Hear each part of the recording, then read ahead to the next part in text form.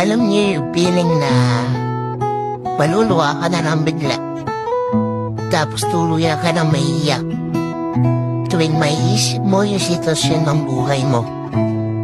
Lalo na pag ikaw na mag-isa. Tapos magsasabay-sabay pa yung pagod, lungkot, at yung disappointment mo sa sarili mo. Hirap, no?